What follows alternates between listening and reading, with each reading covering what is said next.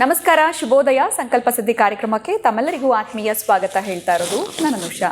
ಕಾರ್ಯಕ್ರಮ ವೀಕ್ಷಿಸ್ತಾ ಇರುವಂತಹ ಸಮಸ್ತ ವೀಕ್ಷಕರಿಗೂ ಹೊಸ ವರ್ಷದ ಪ್ರೀತಿಯ ಶುಭಾಶಯಗಳನ್ನ ತಿಳಿಸ್ತಾ ಇವತ್ತಿನ ಕಾರ್ಯಕ್ರಮನ ಶುರು ಮಾಡ್ತಾ ಇದ್ದೀವಿ.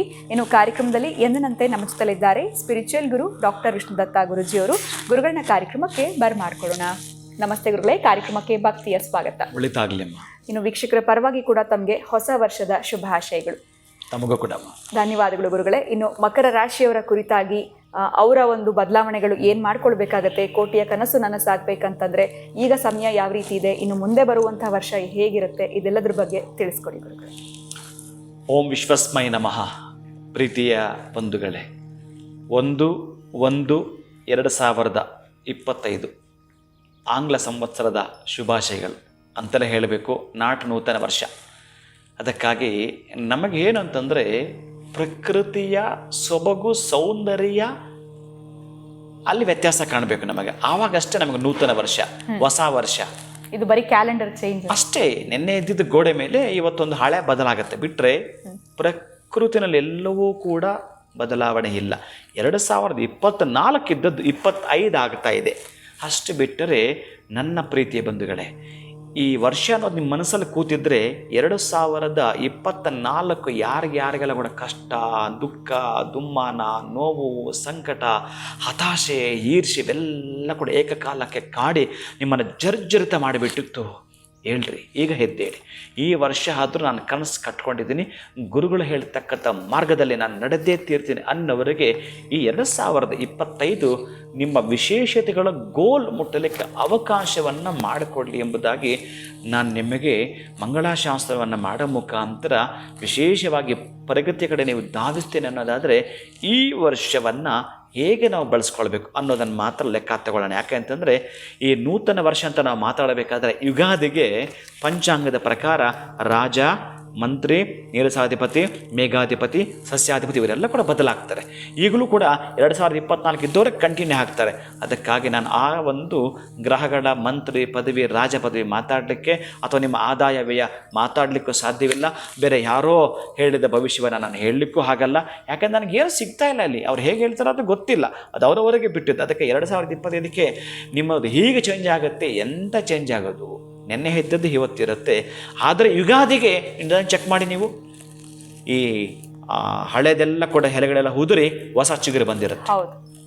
ಹೊಸ ಚಿಗುರು ಬಂದಿರುತ್ತೆ, ಕಂಗೊಳಿಸ್ತಾ ಇರುತ್ತೆ. ಹೇಗೆ ಅಂತಂದರೆ ಈ ಪ್ರಕೃತಿ ಸೌಂದರ್ಯ ಹಚ್ಚ ಹಸಿರಿನ ಸಿರಿಯ ಮೇಲೆ ಪಚ್ಚಬಳೆ ಕಡೆಗಳಂತೆ ಸ್ತಂಭಿದ ಮಂಜಿನ ಮನೆಗಳೆಂಬ ಮುತ್ತಿನ ಮಾಲೆಗಳನ್ನು ಧರಿಸಿ ತನ್ನ ಎದೆಹಾಲನ್ನು ಉಣಬಡಿಸ್ತಾ ಇರ್ತಾಳೆ ಪ್ರಕೃತಿ.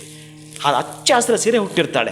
ಯಾವ ಮರ ಗಿಡ ನೋಡಿದ್ರು ತುಂಬ ಹಸಿರ ಕಾಣ್ತಾ ಇರುತ್ತೆ. ಸಣ್ಣ ಸಣ್ಣದಾಗಿ ಕಲ್ಲ ಅಲ್ಲೊಂದಲ್ಲ ಹೂವು ಬಿಟ್ಟಿರುತ್ತೆ. ಈ ಮಾವು, ತೆಂಗು ಎಲ್ಲ ಕೂಡ ಹಾಗಾಗಿ ಬರ್ತಾ ಇರುತ್ತೆ, ಚಿಕ್ಕ ಚಿಕ್ಕದು. ಎಷ್ಟು ಚೆನ್ನಾಗಿರುತ್ತೆ ನಿಮಗೆ ಅಲ್ಲಿ ಹೇಳಿ ಮಾಡಿಸ್ದಾಗಿರುತ್ತೆ. ಬೇವು ಬೆಲ್ಲ ಸವಿಯಲು ಅದು ಇರುತ್ತೆ ನಮಗೆ. ಇಂತಹದ್ದಿರ್ತಕ್ಕಂಥದ್ದು ನಾವು ಬರ್ತಕ್ಕಂಥದ್ದು ಬಹುಶಃ ಅದೆಲ್ಲವೂ ಕೂಡ ನಮಗೆ ಈ ಮಾರ್ಚ್ ಏಪ್ರಿಲ್ ತಿಂಗಳಲ್ಲಿ ಕಾಣಿಸ್ಕೊಳ್ತಕ್ಕಂತಹದ್ದು. ಆವಾಗ ನಮ್ಮನ್ನೆಲ್ಲ ಈ ಏಪ್ರಿಲ್ ಬಂದಾಗ ನೋಡಿ, ಇವರೆಲ್ಲ ಈ ಹಿಂದೂಗಳು ಯುಗಾದಿಗೆ ಮಾಡ್ಕೊಳ್ತಾರೆ, ಇವರೆಲ್ಲ ಮೂರ್ಖರು ಅಂತೇಳಿ ಮೂರ್ಖ ದಿನಾಚರಣೆ ಅಂತೇಳಿ ಏಪ್ರಿಲ್ 1 ಬಂದ ಸಾಕು ಏಪ್ರಿಲ್ ಫೂಲ್ ಅಂತಾರೆ ಅಲ್ವಾ? ನೋಡಿದಿರಿ ನೀವು. ಆದರೆ ದಡ್ರು ನೀವು ಅರ್ಥ ಮಾಡ್ಕೋಬೇಕು, ಏಪ್ರಿಲ್ ಫೂಲ್ ಅಲ್ಲ, ಅದು ಏಪ್ರಿಲ್ ಕೂಲ್. ಅದು ಏಪ್ರಿಲ್ ಕೂಲ್ ಆಗೋದು. ಯಾಕಂದರೆ ಎಲ್ಲ ಕೂಡ ಎಷ್ಟು ಚೆನ್ನಾಗಿ ಚಿಗುರಿದೆ, ಕೂಲ್ ಮಾಡ್ತಾ ಇದೆ ಅದು. ಅದಕ್ಕೆ ಒಬ್ಬೊಬ್ಬರು ನನ್ನ ಗಿಡ ನೆಡಿ. ಯಾರಾದರೂ ಸಮಾಜಕ್ಕೆ ಒಂದು ಕೊಡುಗೆ ಕೊಡ್ತೀನಿ ಅಂತಂದರೆ, ನೀವು ಬೆಳಿಬೇಕು ಅಂತಂದ್ರೂ ಕೂಡ ಒಂದು ಗಿಡ ನೆಟ್ಟಿರೋರನ್ನ ತೋರಿಸಿ, ನನಗೆ ಒಂದು ಮೆಸೇಜ್ ಹಾಕಿ, ನಾನು ಇಷ್ಟು ಗಿಡ ನೆಟ್ಟಿದ್ದೀನಿ ಅಂತ. ಒಂದು ಗಿಡ ನಿಮ್ಮ ಹೊಲದಲ್ಲಿ ನೆಟ್ಕೊಂಡಿದ್ದು, ನಿಮ್ಮ ತೋಟ ನೆಟ್ಕೊಂಡಿದ್ದಲ್ಲ. ಅದಕ್ಕಾಗಿ ಈ ನೂತನ ವರ್ಷ ಅನ್ನೋದನ್ನು ಹೇಗೆ ತಗೊಳ್ತಾರೆ ಅಂತಂದರೆ, ವನಸ್ಸು ಮೊದಲೆನ್ನ ಜೀವನ ಅಂದರೆ ಹೇಗೆ ನಮ್ದು ಇರಬೇಕು ಜೀವನ ಅನ್ಲಿಕ್ಕೆ ಹೇಳ್ತಿದ್ದೀನಿ. ನವನವೀನವಾಗಿರಬೇಕು ಅಂತಂದರೆ ವನಸ್ಸು ಮೊದಲೆನ್ನ ಜೀವನ ಮೆಗಸಿ ನವಿಲಂತೆ ನಾಚುತ್ತಾ ಜನ್ಮದ ನೆಂಟನ್ನು ಗಂಟು ಹಾಕಲು ಪ್ರಭೆಯೊಳಗೆ ಕಾಯಲು ಕುಣಿಯಲು ಶರದ್ ಋತುವಿಂದ ನೂತನ ಜೀವನ ವಿನೂತನ ಶೈಲಿ ನಿಮ್ಮದು ನಡಿಬೇಕು. ಅದು ನೂತನ ವರ್ಷ. ನಿಮಗೆ 2025 ಬಂದು ಒಂದು ಬಂದರೂ ದುಃಖ ಇದೆ, ನಿಮ್ಮನೇಲಿ ನೋವಿದೆ ಅಂದರೆ ಏನು ಹೊಸ ವರ್ಷ ಅದು? ಹೇಗೆ ಆಚರಣೆ ಮಾಡ್ತೀರಿ ನೀವು?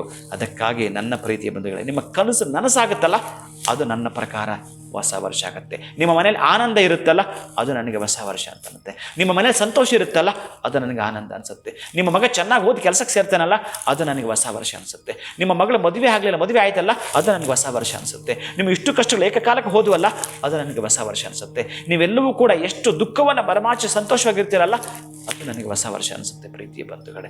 ಅದಕ್ಕಾಗಿ ಹೊಸ ವರ್ಷವನ್ನು ನೀವೇನೇನೋ ಮಾಡಿ ಆಚರಣೆ ಮಾಡುವ ಬದಲು ಒಂದು ಪರಿಸರಕ್ಕೆ ಏನಾದರೂ ಕೊಡ್ತಕ್ಕಂಥದ್ದು, ಒಬ್ಬೊಬ್ಬರು ಒಂದೊಂದು ಗಿಡವನ್ನು ಬೆಳೆಸಿ ನಾಡನ್ನು ಉಳಿಸಿ. ನಾವು ಕೇಳಿದ್ದೇವೆ ಚತುಕೋಟಿ ವನಾಂತರ ಅಂತ ನಾವು ಕೇಳ್ತೀವಿ. ಅದಕ್ಕಾಗಿ ಒಂದು ಮರ ನೀವೇನಾದರೂ 1ನೇ ತಾರೀಕು ನೆಟ್ಟಿದ್ದೇ ಆದರೆ ಬರೆದಿಟ್ಕೊಳ್ಳಿ. ನಿಮಗಿರ್ತಕ್ಕಂಥ 8 ಅಡೆತಡೆಗಳು ಮುಂದಕ್ಕೆ ಹೋಗ್ತಾವಂತೆ. 10 ತರಹದ ಪುಣ್ಯಗಳು, 10 ತರಹದ ಅಕೌಂಟ್ಗಳು ನೀವು ಹಣವನ್ನು ಹಾಕ್ಕೊಳ್ಬಹುದು. ಅಷ್ಟು ಶಕ್ತಿಯನ್ನು ಭಗವಂತ ನಿಮಗೆ ಕೊಡ್ತಾನಂತೆ. ಈ 1ನೇ ತಾರೀಕು ನೀವೇನಾದರೂ ಪರಿಸರಕ್ಕೆ ಸಂಬಂಧಪಟ್ಟಾಗಿರೋ ಕೆಲಸವನ್ನು ಮಾಡೋದೇ ಆದರೆ, ಅಷ್ಟು ಸ್ವಚ್ಛತೆ ಮಾಡೋದ್ರಿಂದ ಹಿಡಿದು, ಒಂದು ಗಿಡ ನೆಡೋದ್ರಿಂದ ಹಿಡಿದು, ಪ್ರಾಣಿ ಪಕ್ಷಿಗಳಿಗೆ ಆಹಾರ ಕೊಡೋದ್ರಿಂದ ಹಿಡಿದು, ಅಂಗವಿಕಲರಿಗೆ ಏನಾದರೂ ನೀಡೋದ್ರಿಂದ ಹಿಡಿದು, ಹೀಗೆ ಸರ್ವೀಸ್ ಮಾಡ್ತಾ ಬನ್ನಿ. ಹೊಸ ವರ್ಷವನ್ನು ಆಚರಣೆ ಮಾಡಿ ಗೋವುಗಳನ್ನು ಸಮೃದ್ಧಿಯಾಗಿ ನೋಡ್ಕೊಳ್ಳಿ, ಖುಷಿಯಾಗಿರ್ತೀರಿ. ಇನ್ನು ರಾಶಿ ಬಗ್ಗೆ ಮಾತಾಡೋದಾದರೆ ಎಂಥ ತಾಯಿ, ಮಕರ ರಾಶಿಯವರೆಗೆ ಈಗಾಗಲೇ ಗುರುಬಲವಿದೆ. 5ನೇ ಮನೆಯ ಗುರು ಆಗಿರುತ್ತಾನೆ. ಮಕರಕ್ಕೆ ಸಂಬಂಧಪಟ್ಟ 5ನೇ ಮನೆಯ ಗುರು 6ಕ್ಕೆ ಬರುತ್ತಾನೆ. ಸ್ವಲ್ಪ ಎಚ್ಚೆತ್ಕೊಳ್ಳಿ. ಬಹಳ ಹೀಗೋ ಹಾಗೂ ಬ್ಯಾಲೆನ್ಸ್ ಮಾಡ್ತಾ ನಿಮಗೆ ನೀವು ಭಾಗಗಳಂತೆ ಇತ್ತು ನಿಮ್ಮ ಒಂದು ಕುಟುಂಬದಲ್ಲಿ, ಹಣಕಾಸಿನ ವಿಚಾರದಲ್ಲಿ ಆ ಭಾಗಗಳ ಪಡ್ಕೊಂಡಿದ್ದು ಮತ್ತೊಂದು ಇನ್ನೊಂದು ಎಲ್ಲವೂ ಆಗಿದೆ. ಆದರೆ 2025-26 ನಿಮಗೆ ಸ್ವಲ್ಪ ಅವಮಾನಗಳು ಆಗೋ ಸಾಧ್ಯತೆ ಇರುತ್ತೆ. ಶತ್ರುಗಳು ಉಪಟಳ ಜಾಸ್ತಿ ಆಗುತ್ತೆ. ನಿಮ್ಮ ಜೊತೆಯಲ್ಲೇ ಕೂತು ಊಟ ಮಾಡಿದ್ದ ಅಣ್ಣ ತಮ್ಮನೇ ಶತ್ರುಗಳಾಗೋ ಸಾಧ್ಯತೆ ಇರುತ್ತೆ. ಒಂದು ಖುಷಿ ಪಡ್ಬೋದು ನೀವು ಪ್ರೀತಿಯ ಬಂಧುಗಳೇ. 7.5 ಪೂರ್ಣ ನಿಮಗೆ ಬಿಟ್ಟು ಹೋಗ್ತಾ ಇದೆ.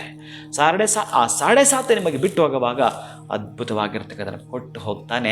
ನ್ಯಾಯ ಮಾರ್ಗದಲ್ಲಿ ನಡೀತಕ್ಕಂತಹದ್ದು, ವಾಮ ಮಾರ್ಗಕ್ಕೆ ಕಡಿವಾಣ ಆಗ್ತಕ್ಕಂತಹದ್ದನ್ನು ಮಾಡಿಕೊಳ್ಳಿ. ಈ ರಾಶಿನವರು ಬಹಳ ಅಭ್ಯುದಯದ ಪಥವನ್ನೇ ಕಾಣ್ತೀರಿ. ಇನ್ನು ಉಳಿದಾಗೆ ಅಲ್ಲಿ ನಿಮ್ಮ ದಶಾಭುಕ್ತಿ ಆಗಿರಬಹುದು, ಅಂತರ್ಭುಕ್ತಿ ಆಗಿರಬಹುದು, ಲಗ್ನವನ್ನು ಗಮನಿಸೋದು, ರಾಶಿಯನ್ನು ಗಮನಿಸೋದಾದಾಗ ಇನ್ನು ಉಳಿದ ಫಲ ನಿಮಗೆ ಅಪ್ಲೈ ಆಗ್ತಕ್ಕಂಥದ್ದು.